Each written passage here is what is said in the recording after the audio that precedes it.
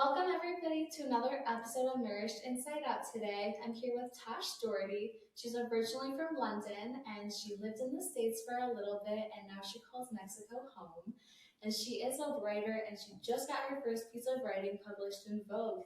I did. Thank you so much for joining us today, Tash. Oh, you're so welcome, Anita. Thank you so much for having me. Absolutely. Do you mind telling us a little bit about your journey from living in London and what made you want to go to the States? I started going to posh private schools when I was a kid, and there was so many rules in my schools. It was really annoying. And I was constantly, wearing like polished, perfect little red shoes. And so I think that just made me question every single rule that there is out there. And I went to these schools until I was about 16. And then my mum is from America, and that's how I got interested in going to the university in America.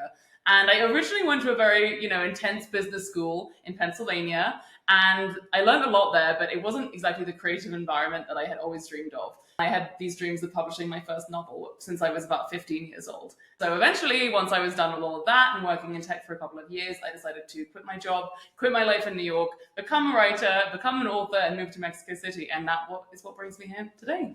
That's incredible. So you always had that dream planted in you of going to the States. Mm-hmm. How long did you live there for? I lived there for on and off about 8 years. So 4 years in university and then 2 years in SF, 2 years in New York, the big fancy cities that were too expensive to live in. And then I was like, Mexico it is. I completely get it. I'm from Chicago. It's funny because people forget about the middle, but the middle is still expensive too. Right, exactly. Especially a world-class city like Chicago. I've got lots of friends from there, so I think it's a great place to live. That's incredible. So what kind of writing do you like to write about? Well, my blog, Misseducated, is focused on our mission is to help the world be shamelessly sexy. I write mostly about helping women to discover what they want, believing that they deserve what they want, and then being able to ask for what they want. And I explore my sexuality pretty openly on the internet and on my blog. I think it's because, well, number one, I wanted to break all these rules from when I was a kid. So it's kind of like giving the finger to the system in a weird way, and just having fun with it, I think, as well. There's so many things that I wish that I had learned from other women growing up, but as the oldest of 4 children, I never had, a female who was even a couple of years older than me in my life that I could look up to or learn about these things. I had to learn a lot of these things the hard way on my own. And, whether it's going to the doctor to get birth control for the first time, or having your first period, or having sex for the first time, I just wanted to capture all of those experiences in my first book, These Perfectly Careless Things. And I also explore those topics a lot on my blog, Misseducated. So, yeah. That's incredible. So did you grow up with brothers? I have 2 younger sisters and a brother. So my brother actually has 3 sisters, which is kind of intense. But I think it's more just having any kind of clue and idea what's about to happen to you. And a lot of the female experiences like this, because whether it's getting your first period or going through menopause or even getting pregnant and giving birth, nobody really tells you what's about to happen to you. These are all human bodily experiences and bodily functions. And I just wanted to make my experience known out there so that people can say, hey, I'm not the only one who, is pleased or masturbates and enjoys this type of sensation and pleasure. That was the goal of all of the writing that I've been doing so far. It's been pretty fun. But that's so needed these days. It's exactly like what your blog is called, Misseducated. I think a lot of times we are not educated enough or miseducated, exactly like your blog is, because nobody really talks to you about your first period, your first kiss, your first date. You just kind of get thrown into it and you figure it out. Yeah. So I love the theory and I love the inspiration behind it. How long have you been writing on your blog for? I started the blog, I got the handle about 4 years ago. It was actually really crazy because I just celebrated 3 years since I quit my full-time job and at Vox Media in New York. And I actually had pitched the concept of Misseducated to the Vox Media team. And they just, I was in the business department, so they weren't particularly interested in these topics. Or they said that most of the topics had already been covered by their subdivision, which is called The Cut.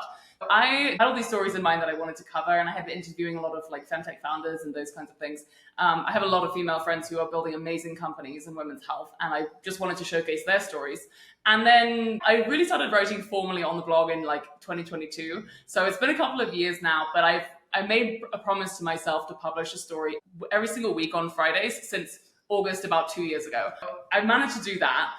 Even if the quality of the piece is like not exactly perfect, just as a writer, getting in that cadence of pushing publish every Friday, I think is really important. So I've learned a lot from doing all of that, which has been fun. That's so incredible. And a lot of times when we're growing up, the people who are raising us, they tell us, oh, we're not going to talk about it because you can learn in school. Well, that was for me at least. My mom was like, we're not going to talk about sex because that's what school is for. How have you been able to impact it and help other women and other females who are growing to be into women? Yeah, well, a really fun story about this specifically is that I have a family friend who's about 10 years younger than me. And she read my article, which is called How to Achieve Orgasm Equality. And it's the top 10 tips that I put together from reading a bunch of different psychologists on this topic, including some of my own personal experiences of like how to help women have orgasms. And she actually showed this piece to her teenage boyfriend, and her boyfriend has been like giving her tons of orgasms and she's been having so much pleasure.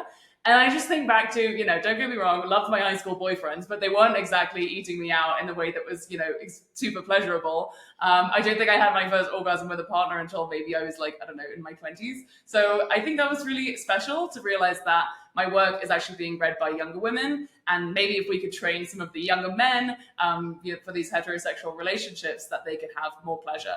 And my other favorite aspect of this is my friends' mums have also read this piece. And they're in their 50s or their 60s and they're recently divorced or they're going through a renaissance in their own intimate relationships. So just getting to also hear from them being like, don't tell, my mutual friend or something, but this is my friend's mum saying, I've had an amazing experience with my new husband. I bought some toys for myself or those kinds of things. So it's been really awesome to see my work have an impact in the world and to know that I'm not alone. And one of the biggest statistics that I pulled out of that whole experience was that of about 40 men that I've had sex with in my life, only 3 of them have been able to make me orgasm. And that's a lot lower than the statistics and everything say, out there in society in the world based on studies that they do on female pleasure. So, it can be done. But basically, I just wanted to train all of the men that I'm going to sleep with better on how they can please me, which is very important. But you're not alone. It's not just about the male getting his pleasure. We need our pleasure too. It's called balance, Right. It's not a one-way street, it's a two-way street. So if you're getting pleasure, it should be reciprocated back. Yeah. Which is so valid. Yeah. And many men want to also please women, but what I try to work on is orgasm equality because even women can have multiple orgasms. I think the most I've been able to do is like 6 or 7 in a single setting, right? So as long as we're having one or more orgasm, we can try to get like equality back in terms of the whole history of how many men have just been orgasming in our sexual relationships and when women haven't been. If you're one of those women out there who you could have multiple orgasms, be sure to try and have as many as you can with your partners who you trust. So, yeah. I love that. So how has your relationships improved after you learn and to write about this? How have your personal relationships improved? Well, it's been a blessing and a curse, I guess you would say, because I have to be honest with my, male partners that I write about my sex life. And so, that kind of attracts a certain kind of guy who's open to that, I guess. But one of the most important things, which I also teach in my sex writing courses, is the importance of exploring your previous experiences. So I think I have actually learned so much about what I like from writing, about my first time or writing about times when I was turned on. Maybe I went to a restaurant, I wrote this one piece called The Hot Waiter, and I met a really hot waiter and then wrote about it and wrote about, imagined us like having sex in the bathroom and stuff. And it really has helped me to explore my own sexuality. It's not just about like a dude having a 6-pack or whatever. There can be really small and subtle things like the shape of somebody's hands or their hair or the way that their eye just kind of like catches you. I think sexuality for women is such a beautiful and like varied thing. And so that's what I want to do more in my workshops, is to teach people how to write and reflect on a sexual experience that you had. And then write about what you liked about it. What actually turned you on in that moment? Or like, how did that end up working out for you? Did you orgasm or not? And like, why not? Writing is such an awesome and personal experience that, as you know as well, through your own work, is that writing can really help us go deeper and go inwards and figure out what we want. So that's why I like to teach those topics. That's so needed. I really love that. And I know you're helping so many people. It's like someone like myself was uneducated in so many areas of intimacy and sex. But I have a question. What was your life growing up? Did you come back from like a religious background, or did you feel like shame around these kinds of topics, or can you take us through that? Yeah, so I actually was recently triggered very seriously. I went on a retreat for about 5 days, and it was basically a very programmed retreat. You know, they had certain times you were supposed to be at breakfast, lunch, dinner, etc. And it reminded me so much of my schools that I went to that I was mentioning when I was growing up. And it wasn't that it was specifically about sex. In my school environments, though, we were in all-girls environments, and so I think young girls especially, we internalize a lot of that misogyny, or we're reading things like Vogue magazine, which back in the 90s again was constantly focusing on, you know, diet culture and being skinny and like pretty and thin. That was what I really internalized from a really young age, was just the challenges around all of these different tiny little micro things that people are telling you to do constantly. And I just really wanted to rebel against that. So in England, we have so many rules as a culture. A lot of these rules don't even make sense. They were maybe made by men or people hundreds of years ago. People just say no to you constantly, which I find very annoying in England, like no walking on the grass or picking the flowers or what are all these different things that you might want to be doing. So I think that's where the challenge for me has really come from. I just wanted to break out of that, and writing about sex on the internet is kind of a shocking thing to do. Yeah. So part of it is also the shock factor, but also I'm in an incredibly privileged position where, you know, if I like to think a lot about my most recent female ancestors. Well, you know, my great grandmother grew up on a subsistence farm in rural Ireland in Donegal County. And maybe she wanted to write, you know, maybe she had aspirations and dreams to like share her voice, but women for like thousands of years had not had the ability to do that. And so basically I just want to take advantage of all of the privileges that I have now, whether that's my education, these kinds of platforms, to just say whatever the hell I think I want to say in this lifetime. And I think that's going to be my completion, my transformative narrative arc as a person. That's like such the beautiful thing about writing, though, is you really get your thoughts out there, whether you're journaling or you're looking to write a book or a blog. It gives you the freedom to create a community of people that you haven't even met yet. Right. And they completely relate. For me, I was going through some really challenging times, like with my partner in the past, and I felt like nobody could relate. But then when I started to write and I started to voice what I went through, I started to meet so many people who could relate. Yeah. And I think that's such an important thing, is just really getting your voice out there. Totally. Because so many people are waiting for you to write because they want to know about it. Right. And also these topics are very personal and private. That we don't need the institutions and the things in our world to be the same. I always remember like going to work and even one of my coworkers being like, I got my period quietly. And we were working in a mostly male dominated environment as well. But I just felt that was sad because, you know, these are a natural part of our human experience. And I think those aspects of the female experience have been left out for so long, and we need to do more to voice our experiences. Absolutely. It's what you said. There's still some kind of shame around it. Like, oh, I just got my period. Like, it's a normal human thing. Yeah. There's nothing to be ashamed about it. You're not acting out of emotion. You're not acting out of control. You're going through the normal human cycle. Totally. In fact, we would be probably worried if you weren't getting a period. Exactly. Like, you should be thankful. Yeah. So how do you help people? Like, is it solely writing? Do you do like coaching, or how do you typically connect with your audience? I write every single week. That's very important to me. And I'm also doing more of these sex writing workshops, as I was saying, but I want to actually be invited by more women's groups to do those. And be brought into different audiences and meet new people. So that's what I really like to do. The stories, like even my novel and stuff as well, like I want to continue to publish work and build that body of work so that people can continue to reference it. So writing is the main way that I like to express myself. And I guess that's a challenge that I face as well, because in this world, you know, we're recording everything on video right now, but sometimes I just want to write my thoughts and I don't necessarily want to like make a video about them. So I think that's maybe like a disconnect or something that's challenging about the current world, with all of us being on our phones all the time and watching reels and those kinds of things. I just want people to also be able to experience the beauty that I've had with writing. I hope in the future that I continue to do public speaking around this, maybe do some more workshops, just because I think even if nobody is like reading all of our writing all the time, the act of reflection and journaling, I think, is one of the most powerful tools that we have available. There's a lot of science around also expressive writing and how people who have experienced like big traumas or might be going through cancer, those kinds of things, with a simple journaling practice, you can, you know, actually make yourself healthier, improve your mental health, those kinds of things. I just want to continue to spread the word of that tool.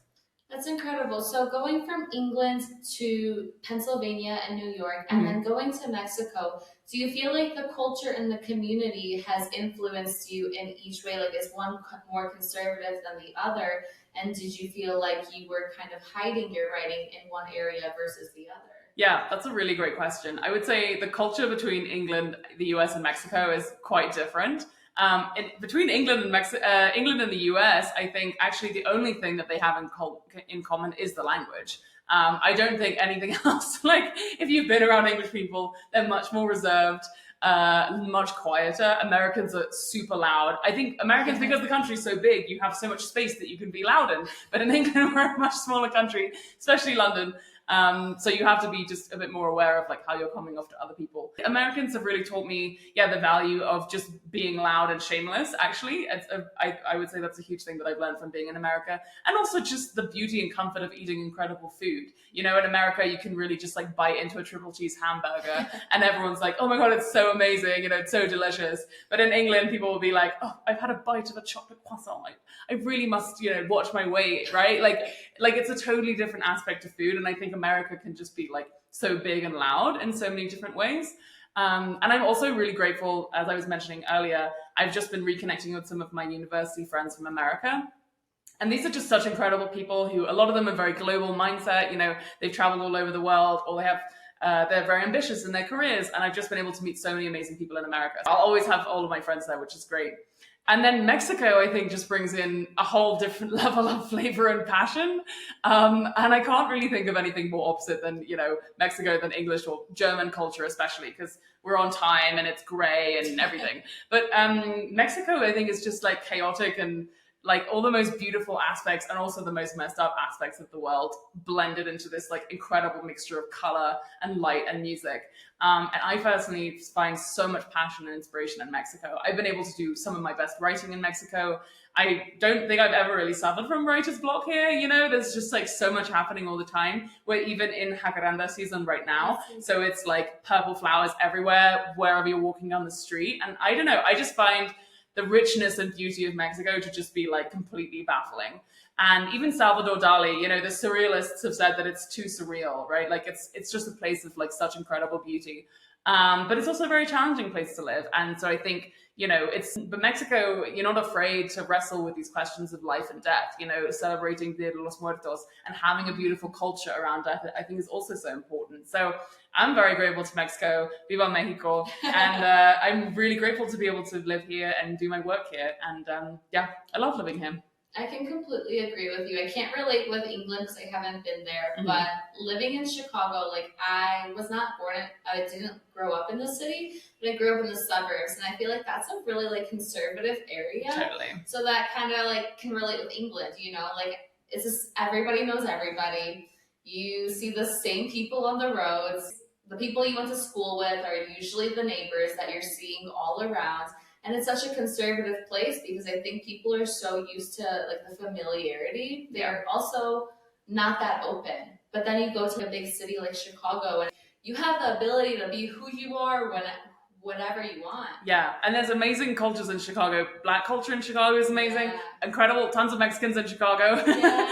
I think it's probably one of like the largest Mexican cities outside of Mexico itself. I can't even imagine it's kind of a culture shock actually, probably to go from the quiet blandness of the suburbs to the inner city. I always like joke around like Chicago's like the second Mexico because it's like so lively. Like we have like the Mexican festivals, the tacos y tamales, we have like sueños, like the biggest reggaeton festival. So I always joke about that. But then like coming to Mexico, actually, I had no idea what I was getting myself into. I was just like, I heard the tacos were good. I'm going to go try it. I'm just going to pack my suitcase and I'll move there. Mm-hmm. So it's actually such a blend because even if you go to like a small town like in Guadalajara or Oaxaca, it's still so welcoming and so expressive. Yeah. And how has your experience been? Did you move here have you visited before you moved here? Well, I have this weird, I don't want to sound like one of those spiritual white women, Yeah. but I feel like every white woman who goes to Mexico is like, I just love Mexico. It speaks to my soul. But actually, I first came to Mexico when my mother was pregnant with me. My parents climbed like Teotihuacan for my uncle's wedding. Was also in Oaxaca, so they came on a trip to Mexico. So that's kind of crazy. But then my uncle, he's had some, I guess, let's just put it this way. He's had some Mexican wives. Okay. And so, I've connected particularly with my first aunt. We came on a trip here together in like 2015. And we went to Cuernavaca, Tepoztlan, and Mexico City. And then during the pandemic, I was living in New York and I was pretty unhappy in my job. And luckily, a lot of my friends were coming down here. We went to Progreso and Merida and Oaxaca and rented some houses and were just working remotely. And I just thought, God, this is pretty great. I'm wanting to spend more time in Mexico than I was in New York. And that's how I ended up, moving here. But I think also the language has been a really awesome aspect of the culture for me. So one way that I love to, chat to people is just by speaking Spanish as much as I can wherever I go. So I've been really trying to improve my Spanish since I moved here. And I spoke like basic conversational Spanish when I moved here, but now I would say I'm like getting up to be fluent. I mean, people will take one look at me and they're like, okay, obviously she's probably not Mexican. But, when then I say, I don't know, any kinds of phrases that more local people would say, it's a really beautiful way to connect with people. So I think it's important to learn the language, like wherever you go. Completely agree with that. I moved here. I didn't even know por favor meant. Well, you're getting up there. So I had a lot of learning to do, and I'm still learning. But I think if you're gonna move somewhere, just really try to learn the culture and the language. Yeah. Because you're going to that culture, so don't try to change it. Don't try to make them adjust to you. You should adjust to them. Yeah. How has your experience been? Did you know anybody here? I knew one friend, actually, a really amazing storyteller called Marco Ailing, and he was running these storytelling events called Cuéntame, and he's still running those here. I highly recommend those shows. And when I went there, I actually met a bunch of people, all different kinds of, like, both foreigners and Mexicans. And so that was a great way that I got stuck into the community here and I first started making friends. But Mexico, at least in Mexico City, it's very easy to make friends, I would say. I don't know what your experience has been, but I at least started out there. And now that I've been here for 3 years, people have even come and gone, and it's quite sad. It can be transient in a way, but I still have some amazing friends that I met, the first couple of months that I moved here. And a lot of solopreneurs, people who are building their own businesses. One of my friends used to work in marketing, and now she's a photographer. So we have a small group where we kind of support each other to, continue to build our businesses and things. And lots of amazing musicians, artists. There's a lot of like young, famous Mexican people, who are artists and musicians and models and just beautiful people around to get to learn from. So it's pretty amazing. Yeah, I really love groups though here, like whether it's like Facebook groups or like kind of community groups. I love that. 'Cause in Chicago, there was this thing called like Chicago Girls Group, and it was a really great group. People would meet up, make friends. They would go have picnics in the park when it's warm, and I love that. So I was looking for something like that here, and then I found like a girls group here, and Awesome. It's been so incredible. Like, I think a lot of times when we move somewhere, it can be scary. Like, who am I going to talk to? Where am I going to hang out? And what am I going to do? Because I moved here, I didn't have any friends. Yeah. I went to Cancun a month before I moved here. I went to a wedding, and my friend and I ended up going out after the wedding. And I met this guy, and he was like, yeah, I'm from Mexico City. It's pretty cool. And I just remembered that thought. I just remembered Mexico City is cool, and the tacos are good. I'm on my way. Yeah, sounds like a good idea. It doesn't take too much. So what was your experience like creating community in New York versus here? Well, New York, I was a bit spoiled in the sense that most of my university friends moved from New York moved from Pennsylvania to New York. So I was able to just reconnect with college friends there, but I think it's a much more difficult place to make friends in general. Yeah. I would also go to some kinds of like events, meetups, some like running clubs and things, but I'm also not a big fan of the weather in New York. So unless it's like sunny and nice outside, the summer is boiling hot, and the winter, you're going to freeze to death. So I didn't really make that many friends, so much in my neighborhood, and it was the pandemic. So I think, unfortunately, I never really got to experience like the full New York, or the real New York, if you want to say, just based on the fact that everyone was working from home. And, we did go out and about in the city a little bit, but it was pretty quiet and empty at times. But yeah, I would say that my good friends from the university still live there. So if I'm ever able to like go back, I like to like crash on people's couches and stuff. And I do feel super grateful to have those people in my life. But yeah, I'm not regularly in New York. If anything, I prefer to spend time more in upstate New York, in the forests and the mountains. I just find that like super beautiful. Much prefer that to New York City itself.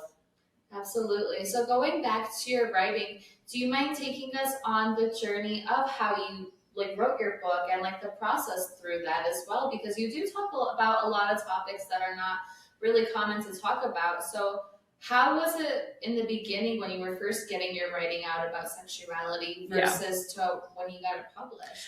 Yeah, it's been a journey and a half. So I also started writing this book, as I told you, when I was 14 years old. So when I was 14, I was not writing about masturbation. Maybe I was masturbating at the time, but I was not thinking about it, you know? I was not thinking that I could put that in a book. And basically I wrote every single summer for 7 years.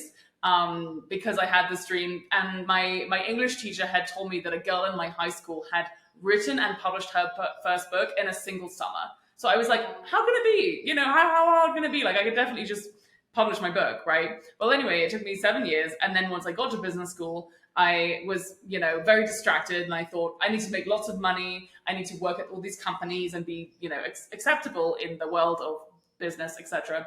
And then I basically just suddenly got quite unhappy with that over the next couple of years. So when I picked up my manuscript again, it needed a lot of work. And I basically spent on and off like 3 years rewriting it from that point until I was able to self-publish it. And it was not completely straightforward. I was also doing a lot of writing while I was also working at my job full time. I got some medical leave, which was good when I had something very traumatic happen to me. So I got to use that medical leave to write a lot, which is, I guess, the plus side of, you know, having PTSD. Basically, I just decided that I really wanted to publish it. And I think that's the most important thing. With something that takes you this long, you just have to decide a date that you're going to put in your mind and you're going to publish it on that date. And finally, that date for me was in September of 2023. So I finally, you know, got all this stuff together and actually did all the editing and copy editing, you know, did the book binding and all that kind of stuff, and then self-published it at that time.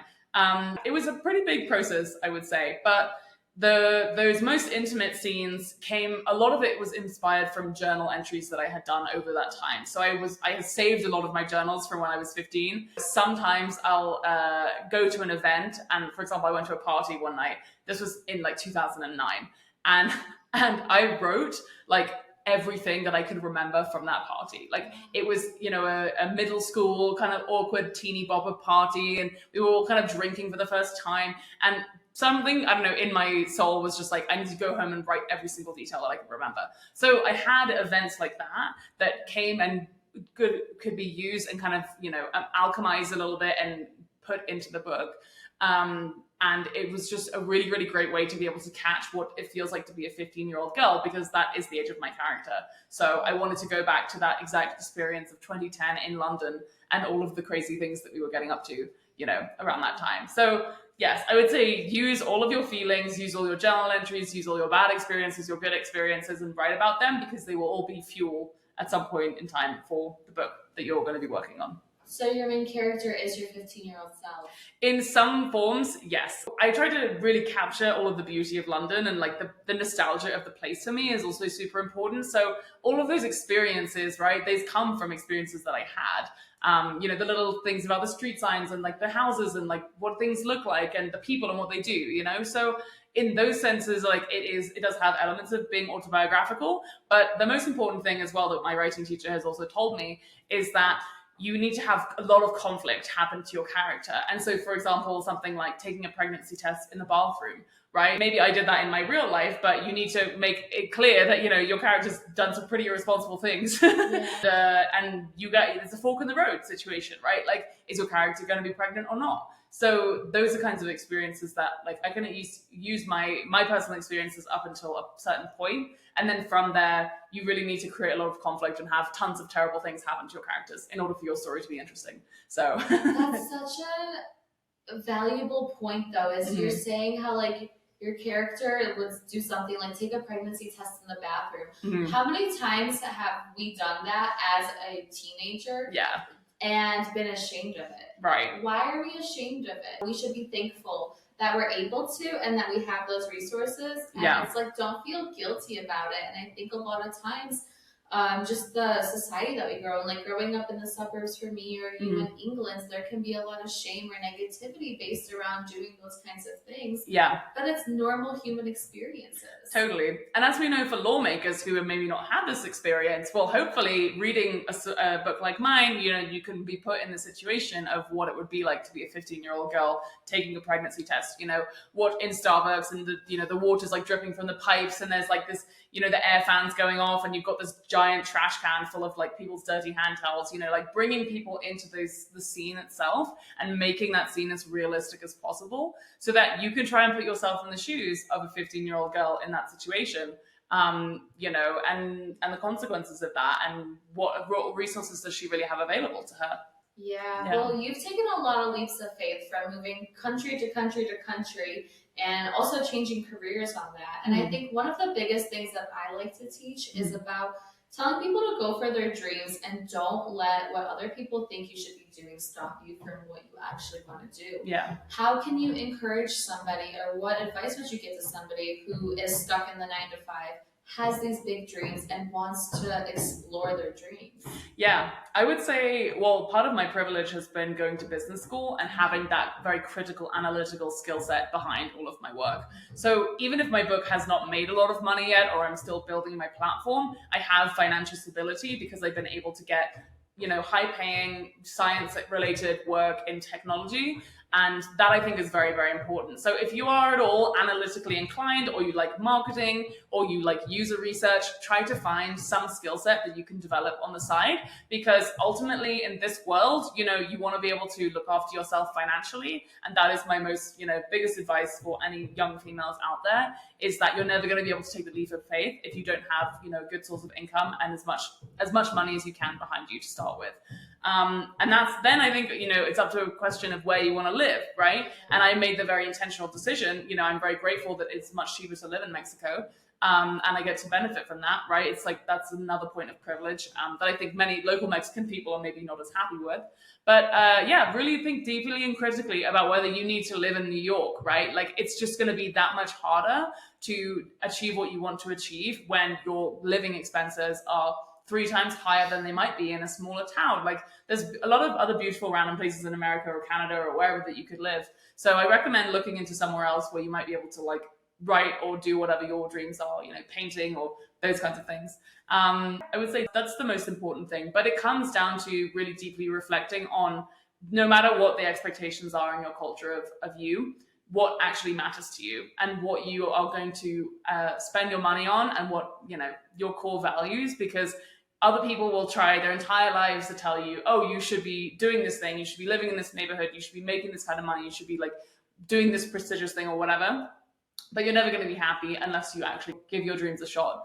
And I do think it's obviously super important to do that, because, people will go to their graves with stories that they've never published. People tell me all the time, they're like, oh, I have this idea for a rom-com and a script, but like I've been sitting on it for 30 years. And I'm like, there is literally nothing stopping you between where you are now and taking that first step and writing that first word. So I just really have very little patience at this point.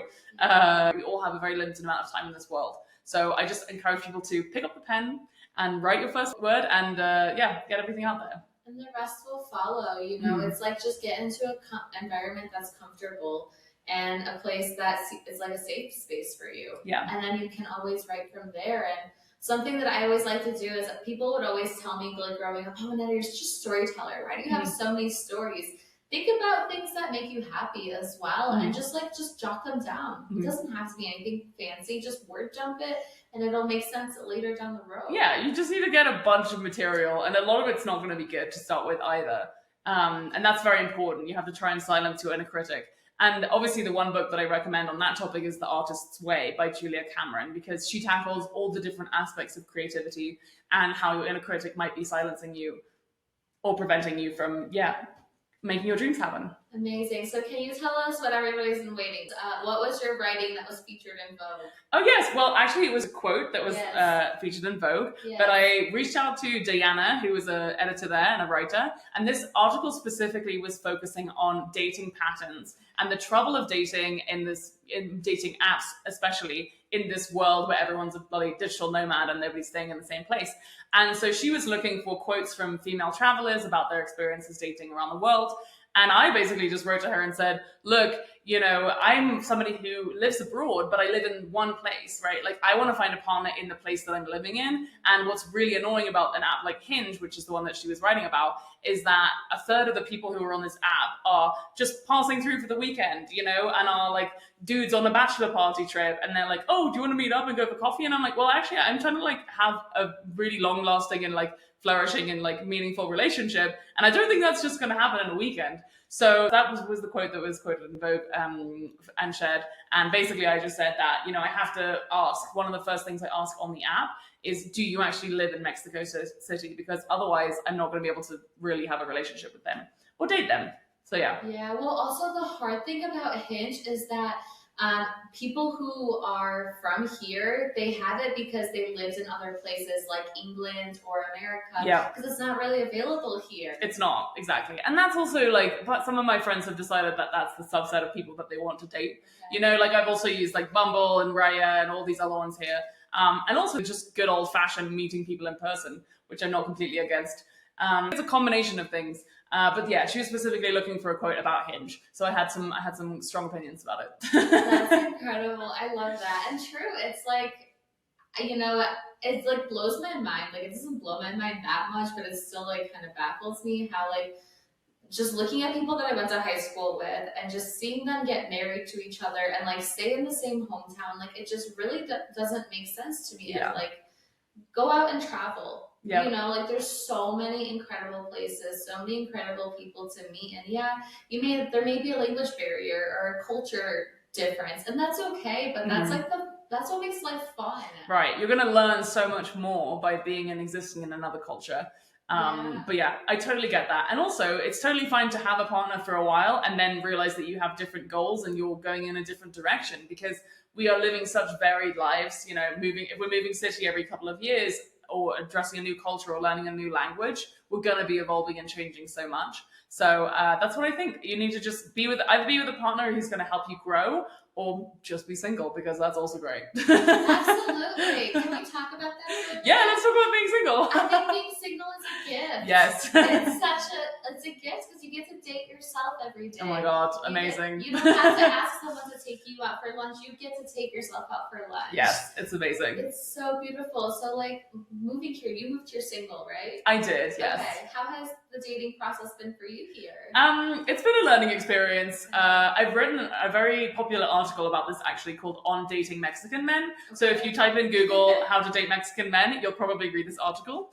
I wrote it for my friend who went to MIT, and she's a very statistics and sciencey minded person. So I drew some little graphs of like their English proficiency level versus, their class, and all these different things that I had noticed about these guys. So, and the amount of pleasure that we had, or the amount of times we had sex, and those kinds of things. So it's a very, very fun article. I recommend that you check it out.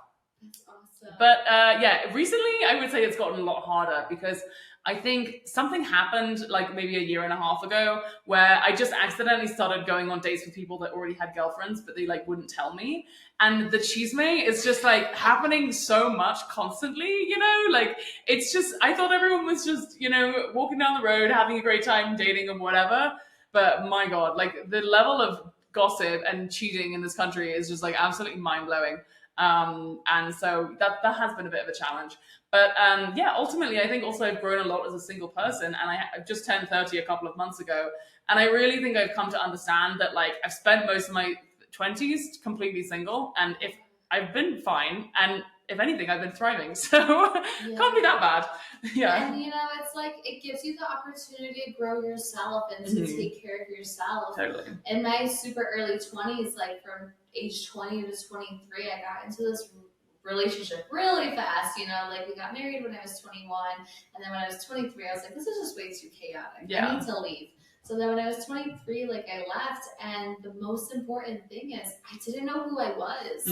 So like when you're single, it gives you the opportunity to figure out who you are, what you like. Totally. Do you even want to live in the city that you met that person? There's so many different factors, so I completely agree. Yeah, well, it's really great that you got out as young as you did, right? That also probably took a lot of initiative and courage, because otherwise you could have spent the rest of your 20s being kind of unhappy. So I think that's also a really important thing, is just to recognize when people and experiences are no longer serving you, and then really remembering and having agency, in that situation, that you can leave. And that's again why I think it's super important that women especially have some kind of income or high paying job that you can use to fund your lifestyle. Because I also had this experience. Luckily I was dating a guy who was super great, and he was super nice, but it was the pandemic. I had gotten fired like 7 months before, and I even cashed out my 401k that I had saved, and I had like literally $0 in my bank account. As great as this guy was, and I did love him at the time, I wish him all the best, but I couldn't actually leave because I was stuck, living with him in this situation. We were also like involved with a lot of people who had like alcoholism issues, and I had never lived with people with substance abuse issues before. And I was like, I do not like this. Like, I need to get the hell out of here.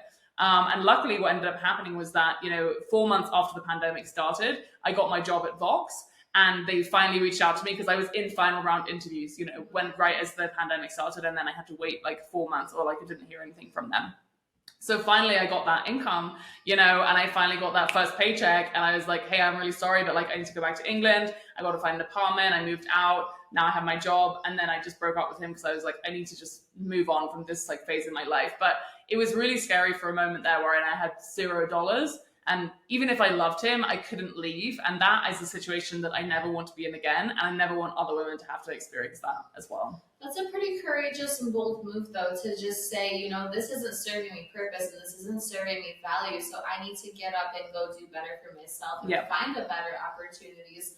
What advice would you give to somebody who is in that kind of situation but is scared to leave? Yeah, I mean, I've actually had a really important conversation on my podcast with a doctor. I think it's Dr. Tara Bates-Duford, and she's actually a specialist who helps women and other people in abusive relationships to leave in a safe way. So this is specifically around like domestic violence. So yeah, I'm not an expert in domestic violence by any means, but I recommend listening to the article and the interview that I did with her, because it's a much more dangerous situation than I think a lot of people realize.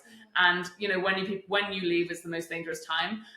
But there can be a lot of amazing things that you can do, like creating a safety plan, those kinds of things. And she specifically helped me to realize when an abusive relationship is kind of starting, right? So especially if you're like starting to date somebody, she says that the first sign is usually jokes that aren't funny.